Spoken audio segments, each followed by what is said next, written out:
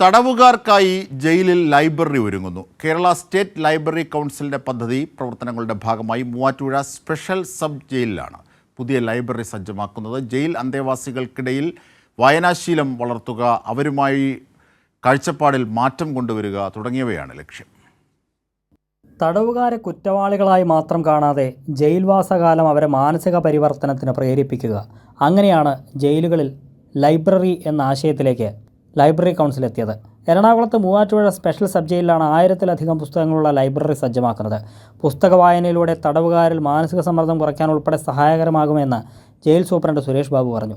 കൂടുതൽ നല്ല പുസ്തകങ്ങളും ആനുകാലിക പ്രസിദ്ധീകരണങ്ങളും വാങ്ങി തടവുകാർക്ക് കൊടുത്ത് അവർക്ക് അവരുടെ ബൗദ്ധികമായ അറിവ് വർദ്ധിപ്പിക്കുകയും തദ്വാര അവരുടെ സമൂഹത്തിൽ അവർക്ക് നല്ല ഒരു സ്ഥാനം ലഭ്യമാക്കുന്നതിലേക്ക് അവരെ പ്രാപ്തരാക്കുന്നതിനും വേണ്ടിയാണ് ഇങ്ങനൊരു സംരംഭം തുടങ്ങിയിട്ടുള്ളത്.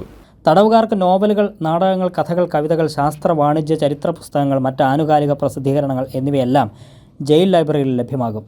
ലൈബ്രറി പ്രസിഡന്റ് ജോഷി സ്കറിയ മാനസിക പിരിമുറുക്കം ഒഴിവാക്കുക, സമ്മർദ്ദങ്ങൾ ഒഴിവാക്കുക, അവരെ പിന്നീട് സമൂഹത്തിൽ കുറ്റവാളികളായി മുദ്രകുത്തുന്നതിന് പകരം അവർ സമൂഹവുമായി ഇണങ്ങിച്ചേരുന്ന നല്ല മനുഷ്യരാക്കി മാറ്റുന്നുള്ള പ്രവർത്തനങ്ങളുടെ തുടക്കമാണ് വായന തരുന്നത്. പലവിധ സാഹചര്യങ്ങളാൽ കുറ്റകൃത്യങ്ങളിൽ ഏർപ്പെട്ട റിമാൻഡ് തടവുകാരായി എത്തുന്നവർ ജയിലിൽ വായന ശീലിക്കുന്നതോടെ പുതിയ മനുഷ്യരായി പുറത്തിറങ്ങുന്നത് തന്നെയാണ് ജയിൽ ലൈബ്രറി സജ്ജമാക്കുന്നവരുടെ പ്രതീക്ഷ.